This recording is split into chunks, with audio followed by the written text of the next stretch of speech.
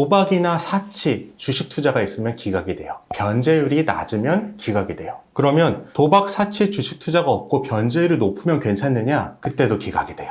이 사람들은 왜 이럴까요? 모르겠어요. 거의 몇 배가 늘게 됐는데 직원의 수는 그대로란 말이에요. 법관도 그대로고 내부회생위원도 그대로예요. 그러다 보니까 사건 수가 너무 많아서 이분들이 사건을 처리하는 속도가 너무 느려진 거예요. 그러다가 내린 대책이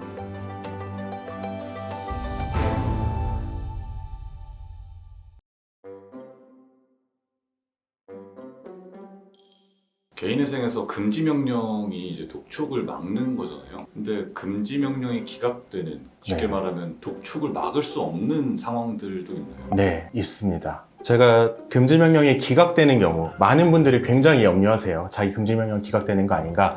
세 가지 경우를 말씀드릴 텐데 이 세 가지 경우가 아니라면은 기각될 리는 없다. 일단 이렇게 생각하시면 될 것 같아요. 이거는 끝까지 잘 들으셔야 돼요. 첫 번째는 재신청을 하는 경우예요. 이거는 실무진 측에도 명시가 되어 있어요. 어떻게 명시가 되어 있냐면 법원은 채무자가 과거 개인회생을 신청한 적이 있는 경우 신청 횟수, 과거 절차 종료일, 종국 사유 등을 고려하여 중지명령 등의 신청이 제도의 남용에 해당한다고 볼 객관적인 사정이 없는 때에는 원칙적으로 중지명령을 발령한다 라고 되어 있어요. 원칙적으로 발령을 하는 건데 재신청의 경우에는 발령하지 않을 수 있다는 뜻이거든요. 그래서 많은 분들이 재신청을 하면은 나는 기각되는 게 아닌가 염려를 하시는데 재신청이라고 해서 무조건 기각당하는 건 아니에요. 재신청을 하는데 이게 제도의 남용에 해당한다는 것은 내가 단순히 금지명령만 얻기 위해서 개인회생을 실제로 할 생각도 없는데 신청하고 취하하고 신청하고 취하하고 이렇게 보일 때 기각을 한다는 것이지, 내가 정말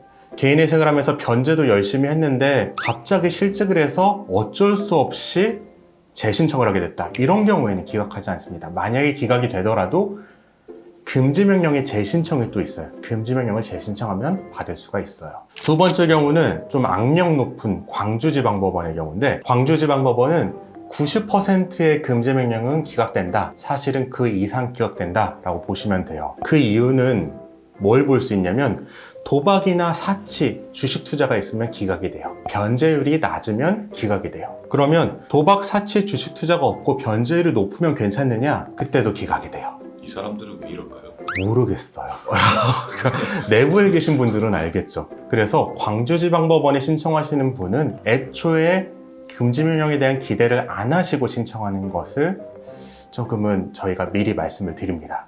그러면 거기에 있는 이제 지역 시민들이 항의를 할 수는 없나요? 여러 방면으로 항의를 하고 있어요. 변호사들은 의견서를 통해서 많이 항의를 하고, 그리고 법원 행정처에 민원도 넣고 이렇게 하는데, 법원 행정처는 법원의 행정 업무를 담당하는 이제 기관입니다. 그런데 이런 광주지방법원의 금지명령 기각은 법관의 재량이기 때문에 어떻게 할 수 없다라는 게 입장이라서 이 부분의 문제는 계속 지속될 것으로 보입니다. 법관의 재량이라는 건 어떤 특정 인물이 재량권을 갖고 있다는 건가요? 법관이라고 하는 거는 법원, 광주지방법원이 재량을 가지고 있다는 뜻이죠.